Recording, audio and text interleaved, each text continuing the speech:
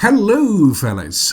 Freeman or not here, welcome back to the promised interview. And I'm currently here with Alu, who is one of the furries that reached out to me that disagreed with what I said in the video. And, well, here we are. Alu, how are you doing? Yeah, I am doing pretty mediocre. It's really freaking cold out today. How are you doing? Fairly fine, everything considered. I do. Well, I've recently gotten a bit sick, so I sound a bit different contra normally. But other than that, I am alright. Well, you sound awesome either way. More My improvement. thanks.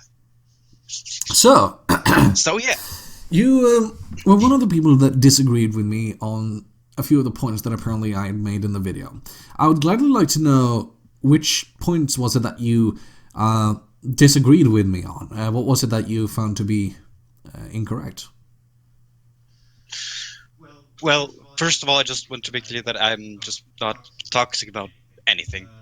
Just even if anybody thinks I'm perfectly fine with anybody not liking the fandom as it is, because I have to be honest, I have to agree with a lot of points, uh, which, at least to an outsider looking in, may appear to be, may I say, not exactly inviting. Uh, but I believe the biggest thing that I disagree with is, right, I've written it down. I am prepared.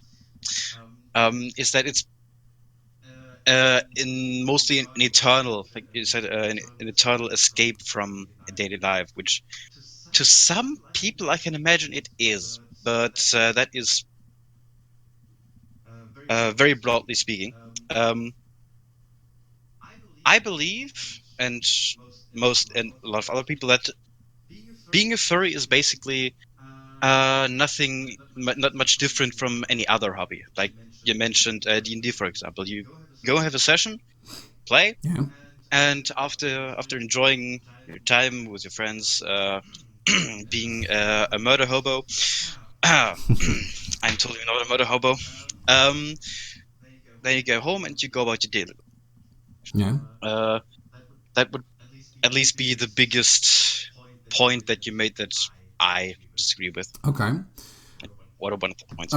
Me personally, I would say still, I still hold by the rule of thumb that it is a sort of eternal escapism, and the reason as to why I'm making that statement at all is because of the sheer fact that the statistics of the survey that I linked in the description of the video is stating that more than 50% of the furries that was given this survey was either feeling like they were non-human or wanted to be non-human.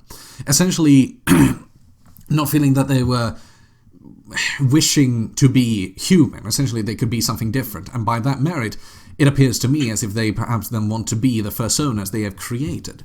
Which is kind of why I'm saying that I think it's some form of eternal escapism. Because after all, if you want to become the very character that you embody in your play pretend, but you want to embody it forever, that to me says that, well, you clearly don't want to be human anymore, and as such, a sort of eternal escapism.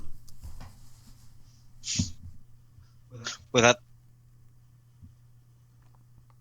I just lost my train of thought. Let me just okay. uh, in that context, it's I can't argue with it, because I actually know a few people who, well, think like that, who actually believe that they, should I say, they don't belong in a human body. They have a fox's soul or a wolf's soul or whatever. Personally, I can't really say a lot of talk about that stuff because I have no idea about it.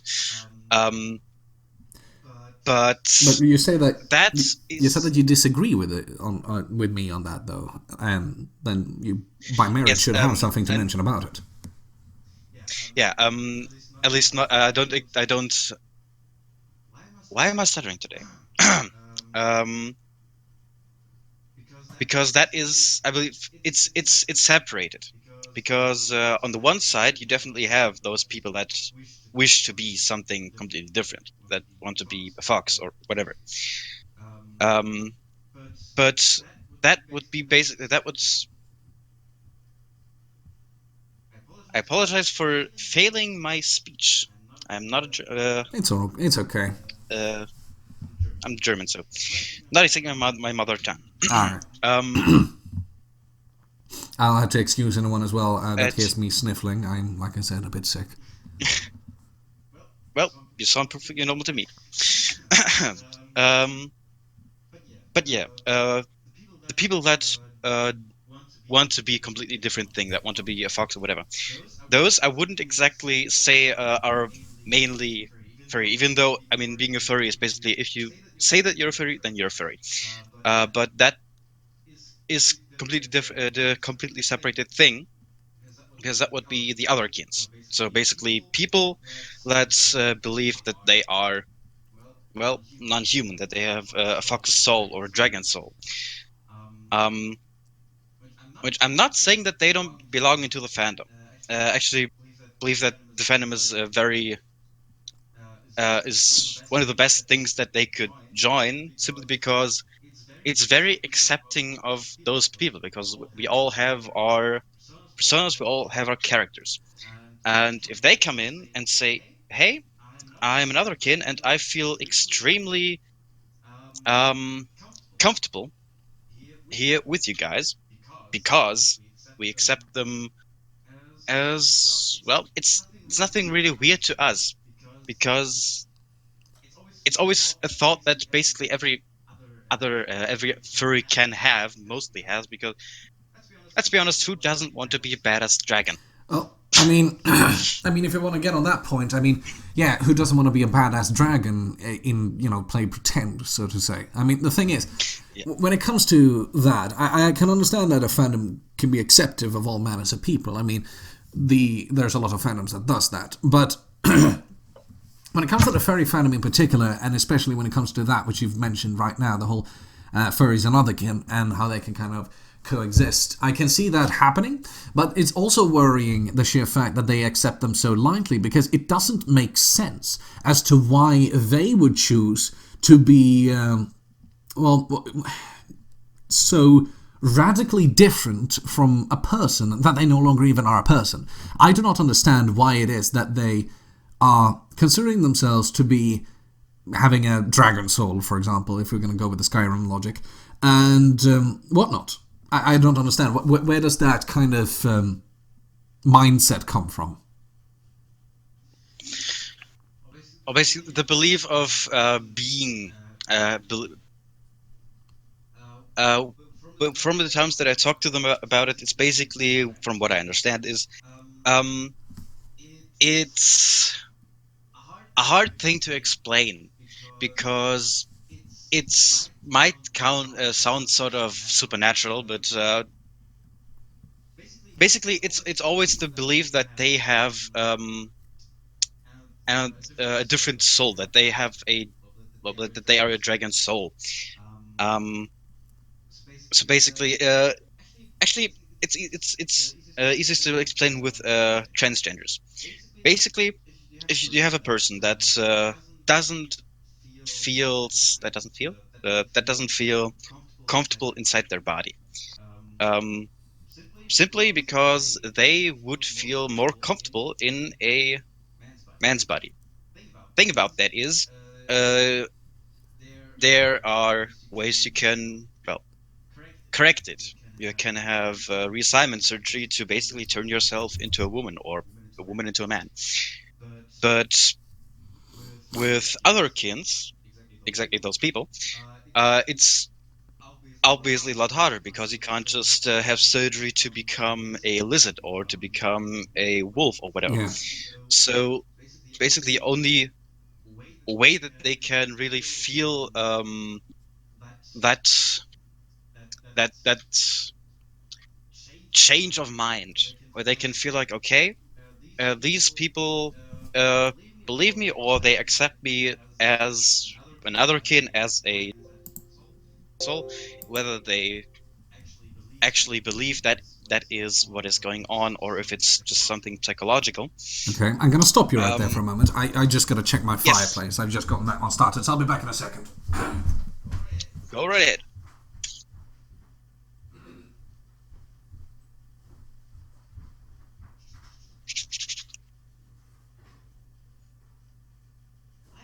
I am having trouble speaking right now.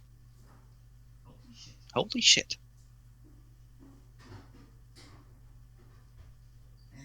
And I need another drink. I already drank that up. Why am I talking to myself right now?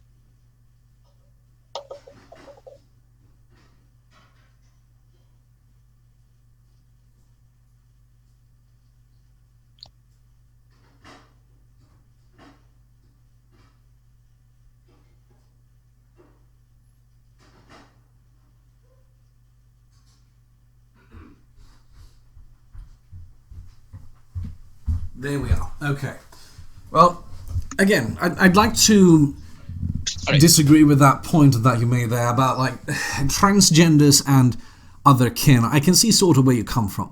But the problem is the sheer fact that when it comes to trans people, as far as I've understood it, I know a few trans people in real life, it has something to do with that kind of detachment. So I can kind of see where you're coming from. A sort of detachment from yourself. You're not feeling right in the body that you are. And as such, you can make a change. You can transform that. But the problem is the sheer fact that when you're starting to delve in to things like otherkin, it becomes something entirely different, because then you no longer deal with something human in the sense of mindset. You have someone that is thinking that they are not even human at that point. I mean, what are you going to do? And with that kind of logic, it sounds almost harmful to me, because you have to think of this from this kind of perspective, that a trans person is, after all, a person that transforms from one sex to another, and or considers themselves to be of the other gender. And as such, that's one thing. And even that today is somewhat frowned upon, but it's slowly being worked away. It depends on the person, really. But then you have otherkin, and the reason why they get so much resentment is because of the sheer fact that they are not really trans in the same way. They are, well, believing themselves to be not even human. And as such, it is far beyond what you would consider to be normal and cordial. And I would not be one of the people that would desire that to be a certain source of acceptance, because it doesn't make sense in any way, shape, or form.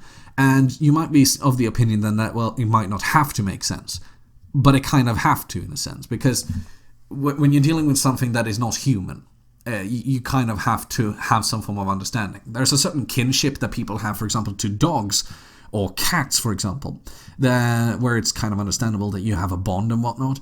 And, as such, I can see a certain familiar link, but I can't see a spiritual link to the point where you feel that you're attached to the animal to the point where you think you are the animal deep within.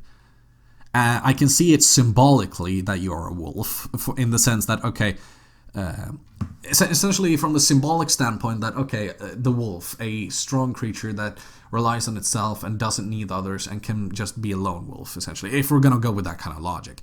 Okay, fine, that's a bit edgy, but it can still be something that is at least forgivable because it has some form of sense. But the whole otherkin shtick is just so vice versa, because they don't just believe that they are something different in terms of just, how do I say, I don't want to say token-like, but they just feel different. They don't just feel different, they think they are different from within, that they are just a wolf waiting to get out, that one day they'll be like that scene and fucking the Thing just bursting out. Yeah, just bursting out, exactly. Twilight, I meant to say. And it doesn't make sense. And if we go back to the whole thing about furries again, that is, again, something that, yes, I can see the detachment, because I have heard people saying that the otherkin are considered the dark part of the fandom, the black sheep of the family, that we don't talk of them. It's like Ravenholm in Half-Life. We don't go to Ravenholm anymore. And I can kind of see the same thing there. But the thing is that it doesn't seem to be that different. Like, the step between furry and otherkin doesn't seem to be that small at all. Mm. To be honest, the way that I'm talking right now is fucking weird. Why can't I think?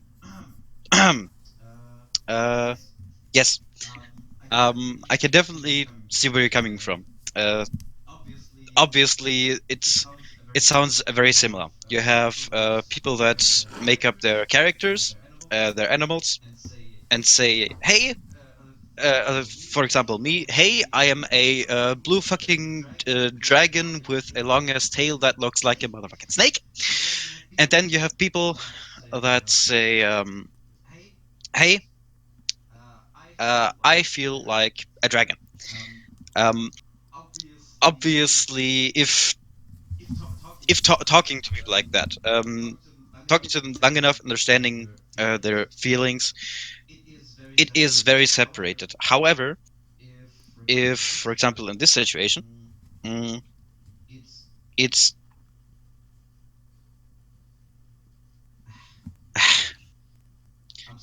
I'm sorry, I really have trouble speaking right now. Oh, don't worry, we have all the time in the world. I don't plan to edit this down either, so we'll have the full recording up. Just Well, so that nothing gets taken out of context. mm, I'm really sorry for your internet connection for uploading all that shit. Don't worry. Don't worry. All right, I won't worry. But yeah, so basically, I just take a few steps back and say that okay, being a furry is simple. You just say that you're a furry. You don't need a persona or anything. You just say that you're a furry. It's not a sexuality as some people like to make it up, and being it necessary to come out. It's all that shit, and it's useless. It's stupid. Um, and the idea of having yourself presented in the community as something different, as a snake, as a dragon, as whatever. Um, it's basically just the thought of thinking it's awesome. It's something that you like, and it's actually hi. Fucking same. Well, to kind of That's frustrating. to kind of put in, like, the thing about furries, as far as I've seen as Yes. well, like, I wanted to give it a chance, in the sense that, okay, perhaps I just gotten off the wrong foot, because the thing is, I've watched a lot of videos that just talk about how fucking shit furries are, and the thing with me is the sheer fact that I'm willing to believe it, but I'm not willing to enact upon that belief unless I can have some form of personal experience with it and kind of connect to it. And as such, I've been kind of doing this. I've been going around on various Discord servers that are primarily tailored for furries and seeing like how well they can treat someone outside of the fandom, looking in, seeing exactly how they take you as just a normal person. And my reactions to that has been mixed. It's been very mixed. Like, some people don't want to talk about it at all. They just want to go about their fandom, so to say. And that's something that also really Mm. makes me think that this entire fandom is so detached, because I can talk to a D&D player, and he can tell me exactly why he's a D&D player. I can talk to someone that is a fan of 40k, they can gladly tell me why they're a fan of 40k. But when it comes to furries, like, I can't talk to a furry, and they can just openly say why they are a furry. It's like their dirty little secret, in a sense, that they just don't want to talk about. They just want people to accept it rather than having it challenged. And the fact that they might even see it as challenging when you ask about it is, to me, kind of suspicious and even just odd in general. And I don't get that. Do you understand why that is? Um, I can definitely I can think why that is, because um in the past, furries, especially, uh, a lot has changed from like a few months ago to today. Back then, there was a real feeling of if you're a furry, then you had the feeling that if you told people that, then fun of it, because let's be honest, a lot of people did. Being a furry is, especially the internet, where everyone hates everyone, is kind of risky, because that just kind of gives everyone uh, a surface to attack on. Okay. And that always just is a reason. But the biggest reason I believe people had and have problems just saying, "Hey, I'm a furry," is the sexual side, because that's Ah, one of the biggest the things. Because sexual people antics to it. always, yes, the sexual, the bestiality and the fucking. Let me make one thing clear: we love our porn. We love our porn, and ain't nobody taking it away. God no. I God no. I smiled the day I saw Tumblr's update about not safe for work. That's all I'm gonna say. The second that thing went up, you could just hear the entire furry community screech out in pain and agony. And for some reason, my computer went to sleep. um, the porn side of the furry fandom is actually, it's something that it's weird, because inside the fandom, if you're a furry, you talk about other furries about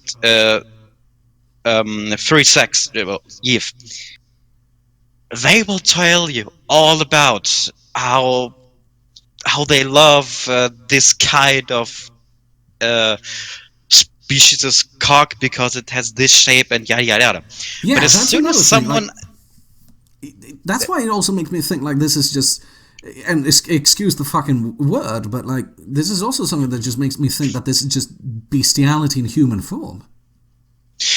well, that thought is I don't know the word, but I can understand where you're coming from. Yeah, and it's But if like an example, look at for yes, example the recent updates that what am I fucking BuzzFeed Christ, what Discord did to oh god, its app recently. It had to take the fucking FBI in order to get them to make an update that just did not banned all form of cub porn, and they didn't consider it to be ban worthy. Like they didn't consider it to be on the same level of like disgust as, for example, lolly. But the thing is that the thing about lolly and cub porn, it's the exact same thing. The only difference is that the cub is a lolly with fur. So it doesn't make sense for me true. that they want to cover it up unless there's something very nasty going on. And that is why the fandom also rubs me off in the wrong fashion, because if there are higher ups like the ones on Discord that kind of allows this to go down and they don't want to take action against it, of course they're going to be suspected of shit. And considering the fact their statements and what they've done, yeah, of course people are going to suspect that there's rings of bestiality or some other sick shit going on the site. On the app. Mm? So the furry fandom does not make itself look good by having people that up high No, and all around the place and no. just make shit of it. And to go back to what you said earlier about like the internet, a place where everyone hates everyone. Well, the thing is, you might still be hated because of the sheer fact that you just cartoon animals and whatnot.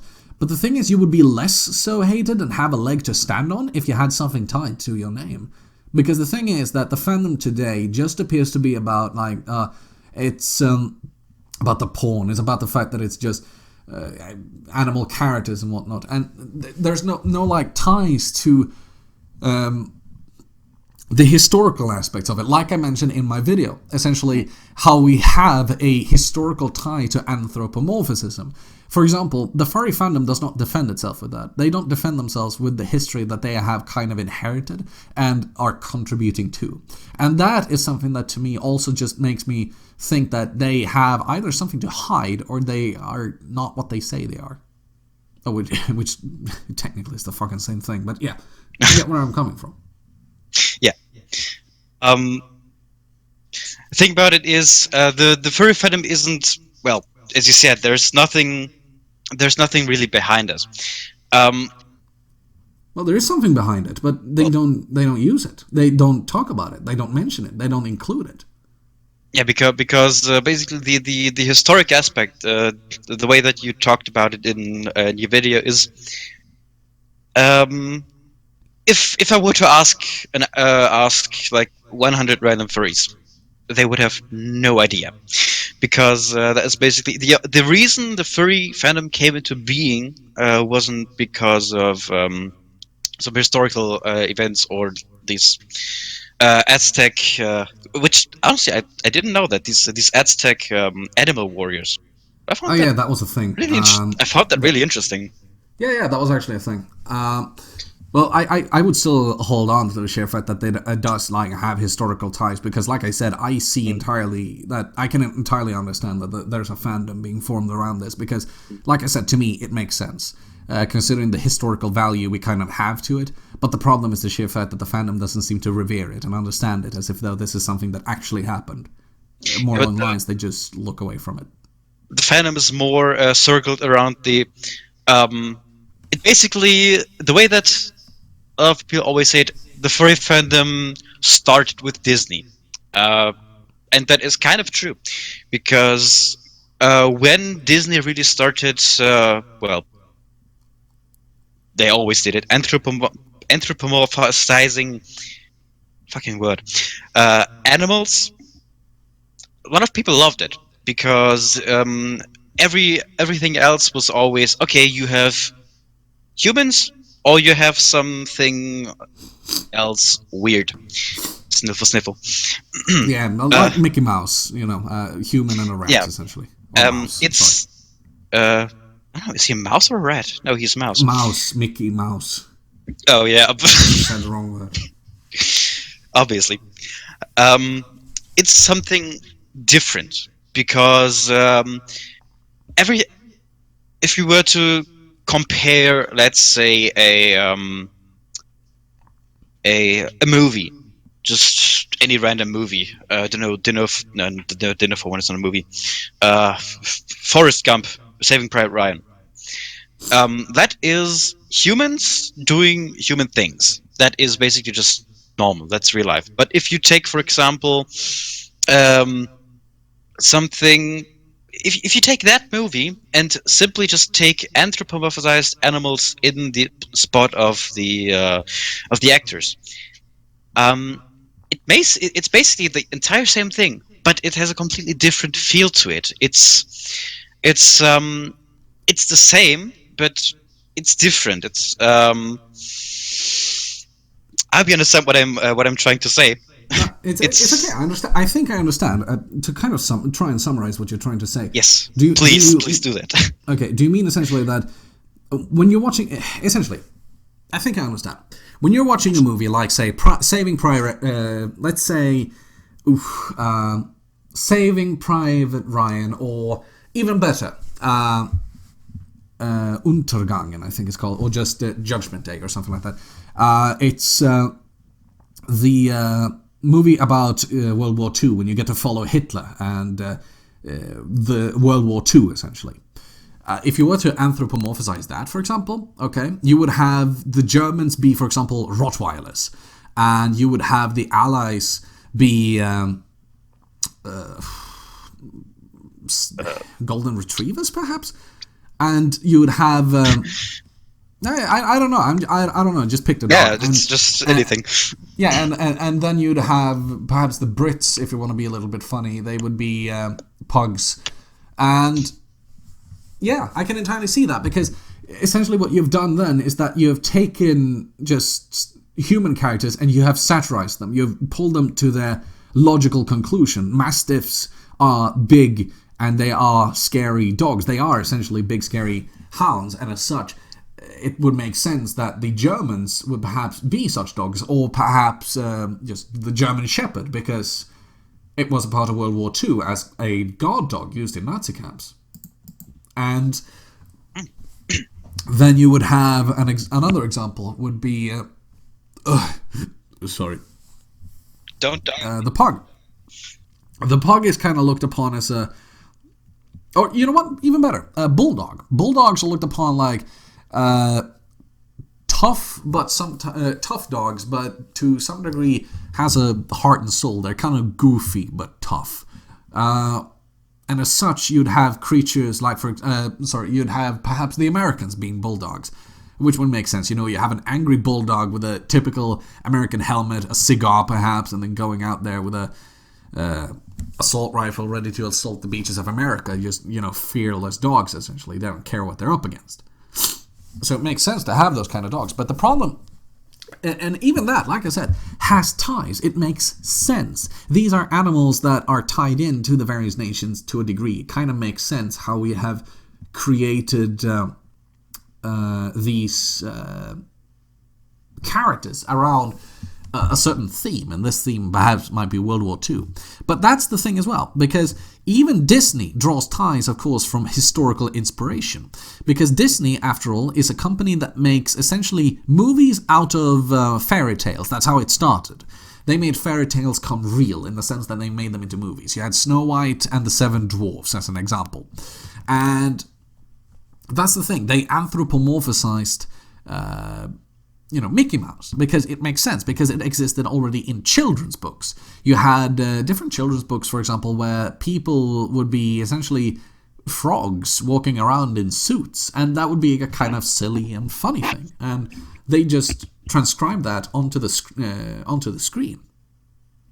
But the furry fandom, I can then foresee that they kind of would have drawn inspiration from that as well. But the direction it has gone is so out of line and so out of whack that it doesn't look like it has come from anywhere near Disney or something like that.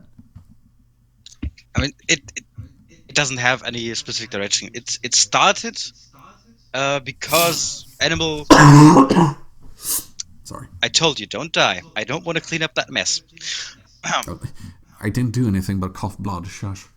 Oh, well then that's fine. Where was it? Exactly. The furry fandom doesn't exactly have any specific direction that it's moving in, because, as you said in the video, it's really split into a lot of different things. Because the thing is, I want to correct you on that. I think they have I think I see a direction where they are going, but I can't see where they started. Because it's obviously it started with the idea of anthropomorphized animals. That got kind of popularized with Disney, and then just kind of spread around the entire globe, and people started enjoying that idea, turning human traits into animals, and turning it into characters.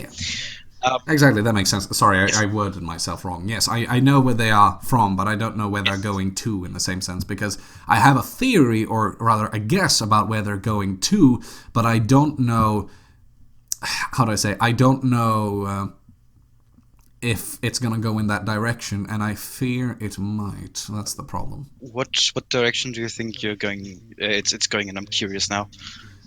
Right. Well, the thing is, it might be an extreme look upon it, but like I said, as an outsider looking in, this is the kind of experience that I've seen within the fandom, the kind of traits that has reappeared with the fandom and whatnot. And it's going towards a route of sort of unhindered degeneracy. And the reason why I'm saying this, and I want you to bear with me, is because of the sheer fact you have had so many cases and incidents that has happened with furries that have been very much... within the furry fandom, that has been very much so upsetting. The most recent case that you probably know about as well is Kiro the Wolf. And people say that that's a sort of isolated incident. But the thing is that it's not by technicality an isolated incident. You have a lot of other cases. Like, for example, there was a furry by the name of North that essentially just destroyed his entire life and became a serial dog rapist. You had Wolfman Greg, which was essentially a guy that also ruined his entire life by being a furry, but he was more along the lines of an otherkin, because he thought he was a genuine wolf. I mean, he howled at the moon, humped people from the back, and also shat in pits. And here's the thing. I can also see that these kinds of stories and these kinds of people that have been told about in and out of the fandom. I can see them being fake in the sense that they're so over the top, but the problem is the sheer fact that the fandom just appears to be disproving me in the sense that no, they are capable of this kind of stuff. And considering the sheer fact that the amount of times this has happened, and also how many people are just displeased with it and leaves it, it just feels like it's becoming a field of open degeneracy. And to kind of extend upon that, and I want to hear your opinion on this. Yes. It starts off as a fandom of care. Essentially, a fandom that takes in the outcast's outcast. Someone that is so lonely. Someone that is outcast to the point where they can't feel that they find themselves anywhere. And they are taken in somewhere where it doesn't matter at all who you are, they will take in and accept you. Which is a very lucrative offer, of course. But the problem with the fact that they can take in anyone is just that. They can take in anyone. And as such, shit can become a lot more acceptable. And the reason I'm saying that is because you have a lot of porn that exists within the fandom that is, like you said yourself, a lot of people that you've talked about would love to talk about the shape and different appearances of cocks in these animals. And that is just like an open degeneracy. It's not persecuted against. No one is acting up. No one raises an eyebrow. Just like as if though this is normal. And the problem is the sheer fact that there's a lot of organizations and there's a lot of news here.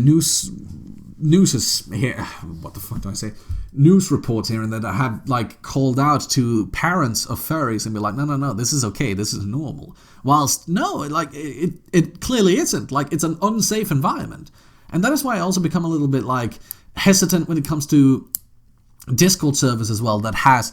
You can just give yourself the not safe for work role. And the thing is, you can't really check their age unless you ask them, and they can lie about that just because they want to watch dog dicks. So, to me, it seems as if though the fandom started out as a thing for the outcast's outcast, and they can feel some form of... they can feel at home. But the problem is the sheer fact that some of these outcasts are outcast for a fucking reason. And they find themselves into this fandom and starts to, I would almost say, corrupt it. Because, well, like you said yourself, talking about dog dicks undiscriminated. So, yeah, that's what I think and fear that it might be going in towards. What do you think about that which I just said?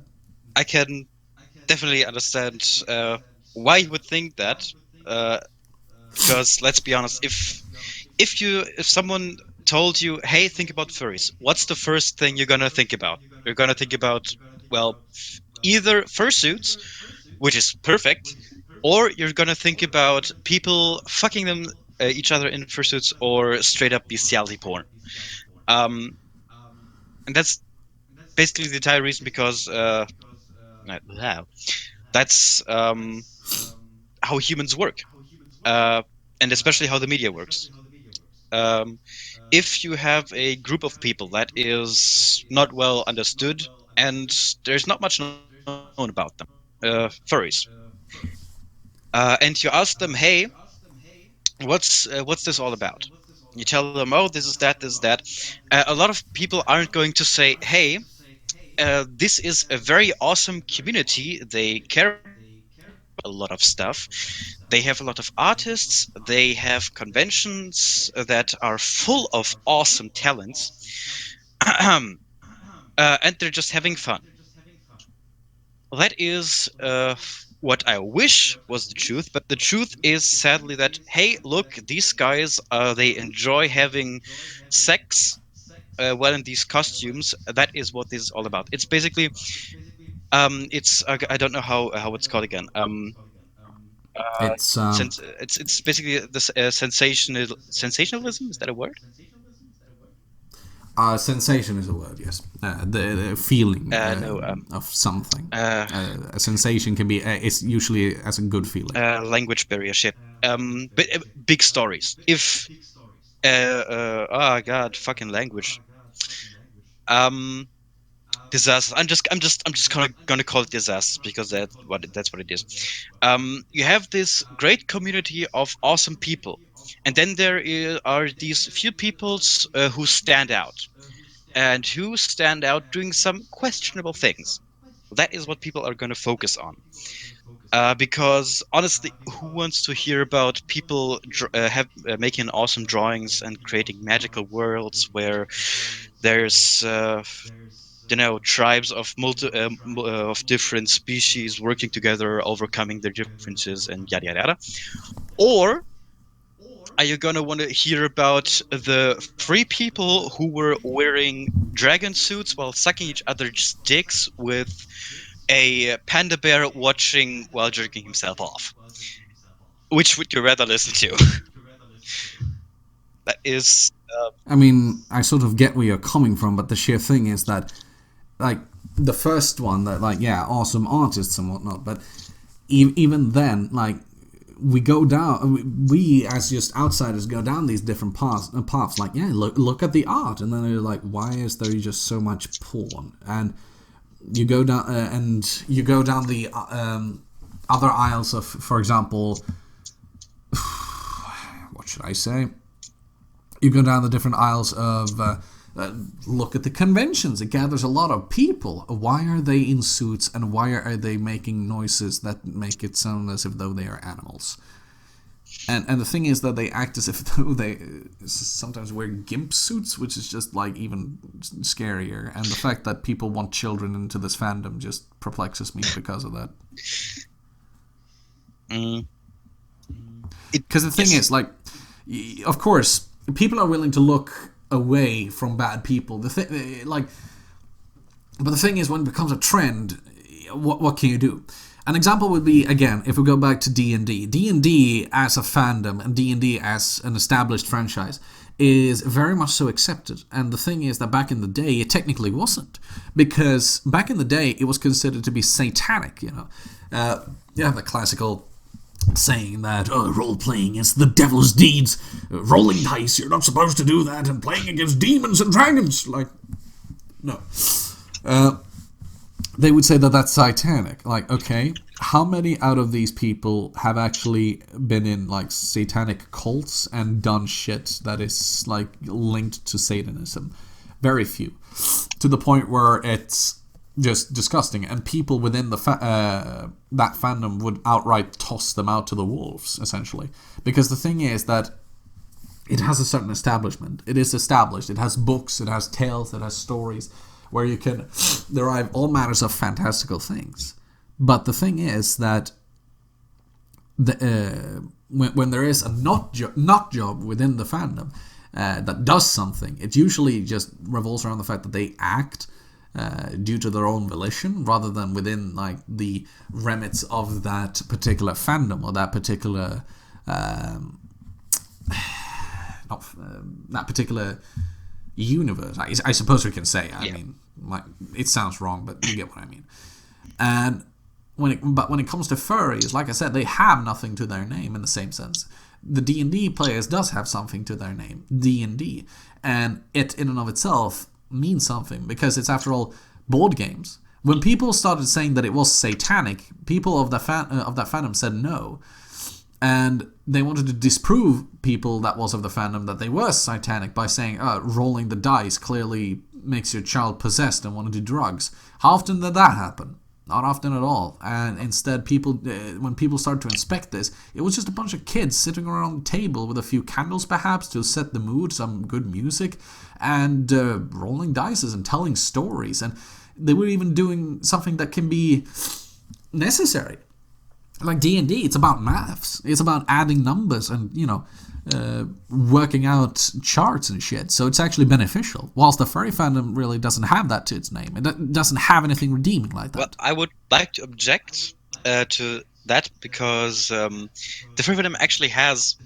it doesn't have maths, obviously. We don't roll d20s. Sorry, what? As I said, the furry fandom, obviously, we there's nothing mathy in it. We don't roll d20s. No. actually rolled three natural ones in a row. That was a fun story. Um, Her. but the furry fandom is made of mostly artists. That's how everything comes to life, and that is the thing that the furry community really inspires. That we thrive from is young people. That makes it turn out wrong. Please, people, don't turn this into a sex joke. Um, young people, I understand what you yeah, mean. I young understand what you people mean. expressing themselves in artistical form, be it story writing or lyrical things like writing songs or poems, drawing epic landscapes, characters, or even animations. Um, of course, like as you said in D&D, you definitely can definitely learn one or the other thing from your character, how he deals with situations, and mirror that to yourself, how you should act in similar situations, or how you could act. Obviously, as a warlock, you won't kill someone because he stole something. Uh, what the fuck did I just say? Why did I warlock? Anyway, I understand what you yeah, mean. I understand what you mean. Like the D&D fandom has, for example, mathematics and things that you can learn yeah, that exist within the fandom that has a redeeming quality, whilst the furry fandom might have, art. Is that yeah, true? Like exactly, they have art. exactly. We have Okay. Well, I'd like to speak against that too, because the sheer fact is that yes, it does have art, and I can definitely see, like, yeah, beautiful landscapes, and you have this kind of character that you mentioned might be a anthropomorphic character standing underneath a tree looking towards the sunset, for example. Yeah, that might be a pretty thing to see. But the problem is the sheer fact that when it comes to the furry fandom, like,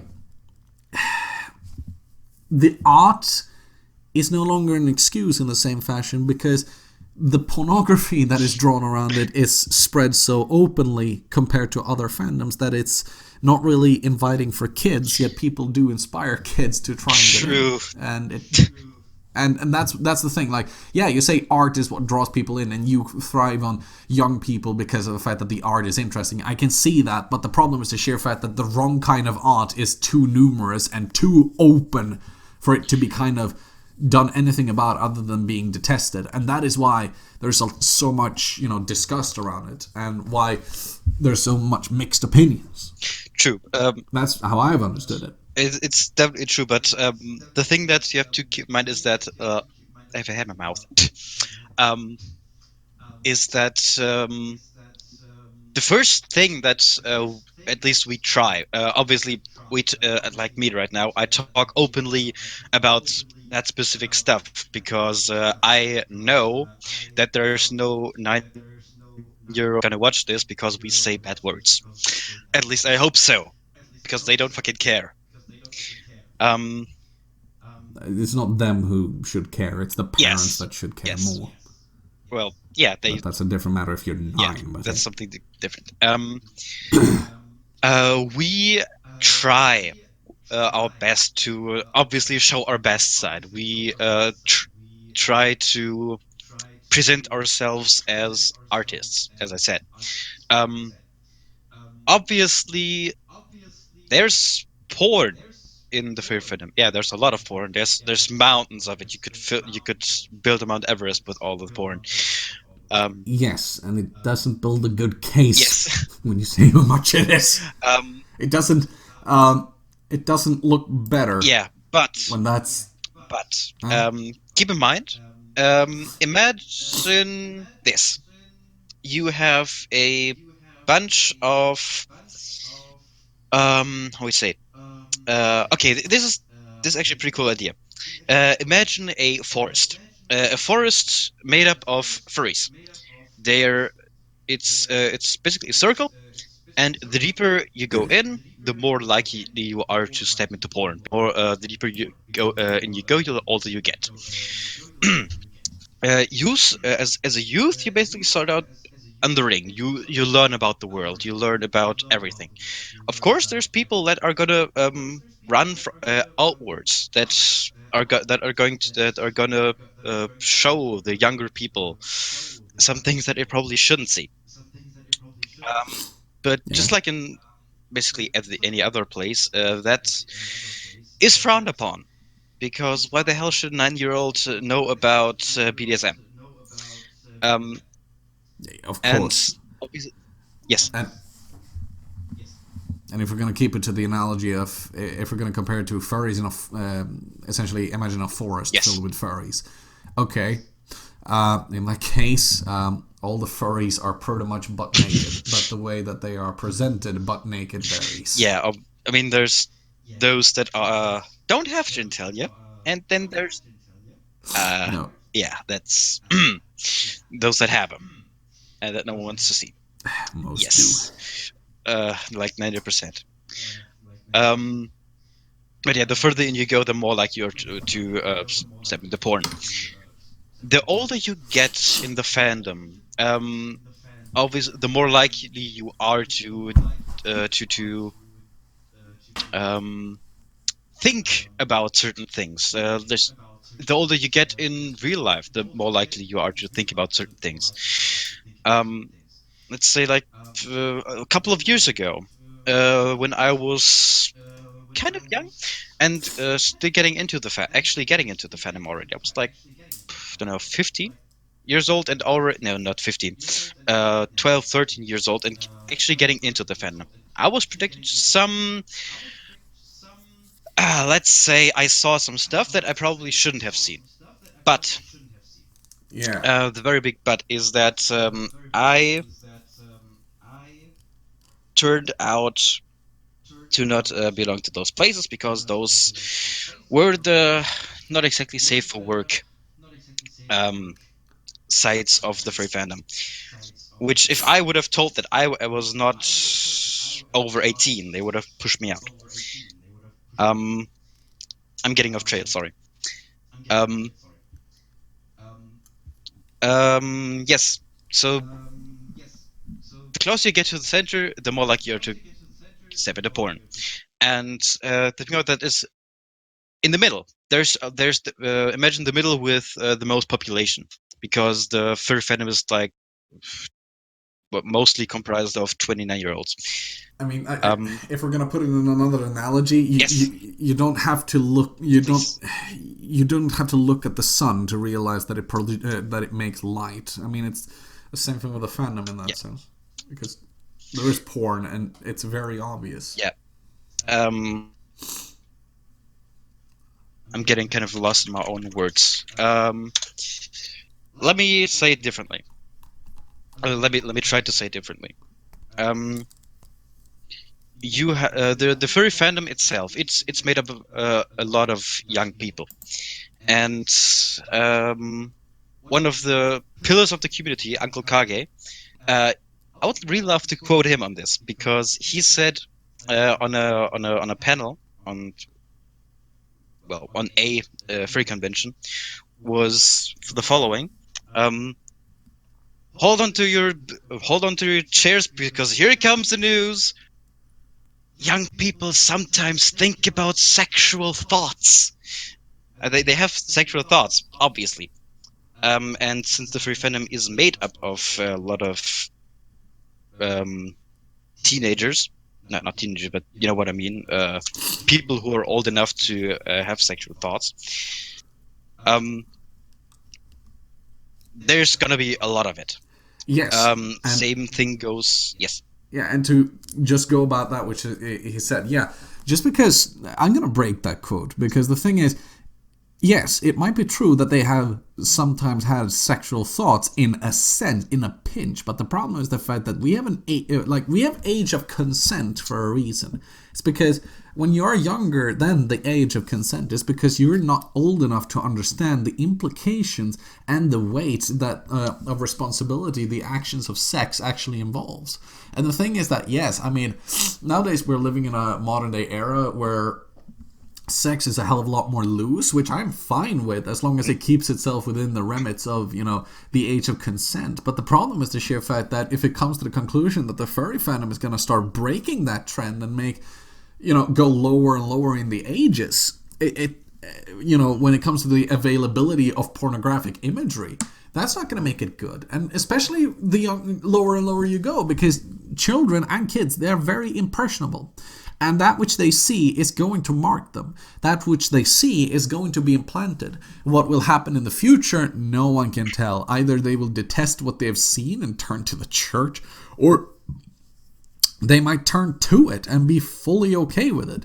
And because of the sheer fact that they are sort of desensitized to it so early on, the latter is much more likely. And because of that, I believe that there's some form of degeneracy that is already accepted. And by that quote, it makes it seem as if though he's trying, like, it's okay that they see this kind of things. Because it sounds as if though he would be some form of defender of it. Because that's basically just because of the context. I mean, he said that while talking about the way that furries are portrayed in most media, that it's basically just a sex cult. But that's basically just because of the context. It's not in context like with here, including younger people. Okay, but then say the quote again. What you said. I'm just gonna slow it down. Young people sometimes have sexual thoughts. That's yes, basically it. But just because they have sexual thoughts does not necessitate that they understand the implications of the thought they have in their minds.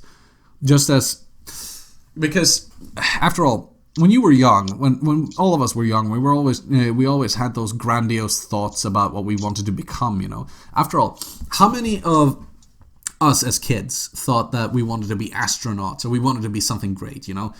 Those typical things that you can almost associate with hero titles. A lot of kids, like, we over-exaggerate things like that. We think of it a lot more highly and a lot more flowery, I suppose you can say, than what we would think of it later in life, because we have a lot more understanding. Like, perhaps that wasn't the best thing, because of reasons. And the same thing goes for this, because they might think lightly about, sexual thoughts. They might have sexual thoughts, but that does not mean that they should enact upon those thoughts earlier than what the age of consent might say. Because the thing is, there's a lot of implications and heavy themes that revolves around sex, and you don't want the image tarnished. And that's why it makes it so weird when he says that, if that's the quote, because that just makes it sound as if though the guy is almost defending it loosely by saying, like, yeah, but young people like that have sexual thoughts. Yeah, but that doesn't mean that they should enact upon it. And considering the fact that it isn't expanded upon, just leaves it open for interpretation like that. True, but the word young people, we should really stretch it out that far. I mean. When you say young people, I'm thinking younger than 18, and slightly over 18, but mostly under. Yeah, I would personally, I would just kind of put that mark young people at the age of 17 to 18. Okay. Because that's and not super young people. Wait, no, that's all right. We're gonna, unfortunately, sorry for cutting you there, but we kind of have to cut this short because we've almost gone for an hour now, and I want to get it around the hour mark.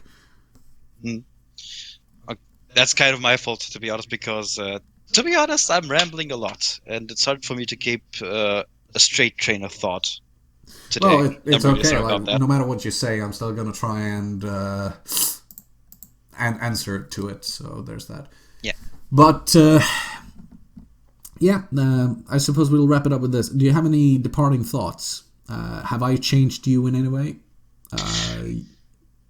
Well, personally, my opinion, my thoughts have and will always be that the furry fandom is never without flaw, just like any other fandom. You have thousands different fandoms who have problems. Let's just look at what's it called again? Undertale fandom, who are having fun with their skeletons, especially with their boners. Yes, but that's also anthropomorphism and would, by technicality, fall into the furry fandom fetish thing. Yeah. It's Undertale, but yes, like anthropomorphism stands pretty fucking strong there. But yeah, the furry fandom isn't without flaw. But personally, to me, it's something great. It's a lot of people who just want to have fun, and if people in it and outside of it manage to make it look more uninviting, then that's that. Personally, I love it the way it is. It's a bunch Okay. of weird people that are having fun. All right. My departing thoughts about this will be that my opinion about this fandom and my opinion about how this has been so far has not been swayed. As a matter of fact, it has gone lower Okay. because now that you've shared me these kinds of things and try to enlighten me about these kinds of things, I still feel as if there's no substance to some of the words that you say, some of the claims that you make, because of the sheer fact that it doesn't have any backbone in the same sense, Mm. and because the topic gets changed so much. I still don't hold this fandom particularly high, and as a matter of fact, I think it has sunken lower due to that. And so personally, I'll have to say that this fandom is not redeemed in my eyes, and I am standing slightly more fervent in the belief that it's not going well for the fandom and that it's going in a bad direction. Publicly, it definitely is. To be honest, Not it's only like publicly, but internally. internally, yeah. Yeah. It It seems to has its be. problems. Yeah, to be honest. Yeah. So it still perplexes me. Like, if it comes to the conclusion, like, that's a question I got to ask then. If it comes to the Yes. conclusion that this fandom is as bad as you seem to agree with me on the point that it is as bad as I mentioned it to be. Not How come then that you want to defend it so fervently that you wish to describe it with well. such bright colors? It's not as bad. It's certainly not going well, especially with the Discord story or Kira Wolf, etc. And a lot of people openly shouting out, "Hey, I'm leaving the fur fandom because it's fucking toxic in here." Um, Inside the fandom, it's honestly, I hoped I could word myself better, but I kind of failed in that department. I really failed, gotta be honest. Um, but inside the fandom, it's a different feel than looking from the outside in, because inside it's, as I said, it's creators, people creating a lot of great stuff. Uh, Everyone enjoys it mostly, not all the stuff, and I met a lot of great people in it that I have great contact with, that I really love. I'm happy to call them my friends, and the furry fandom is has created something. Um, it doesn't have a Okay. backbone, but it's just a love creation. I'm really sorry. I'm really rambling, and I'm really not doing a good Well, job. okay. I'll depart with this. I'm happy that you've been able to find some form of solace in the fandom, but it is unfortunate for me then to say that that one case does not redeem the ten Yeah. thousand guilt. One free man does not get. Fuck. What would I was going to say Uh, something more poetical. One good love story does not finish off for 10,000 tragedies. In this case, because the fandom has, like you've mentioned, like I've mentioned, a lot of problems, and it seems as if though they're only getting scuffed over and not properly expedited, not properly enacted upon, and that is very disturbing to me. And considering the sheer fact that there is not a lot of backbone to the reasons as to why they're not, I am still very much so on the fence about this. So that's how I'm gonna end myself. Alu, thank you very much for coming on to the channel. It's been interesting to have you and to have this discussion. And I hope you got something out of this. Definitely. Yeah. Because I most certainly did. Uh, Well, I'm glad either way. yeah, alright. Thank you everyone so much for watching. Please consider liking and subscribing, and I will be departing, and a new video will be coming shortly, hopefully. Thank you for watching. Cheerios.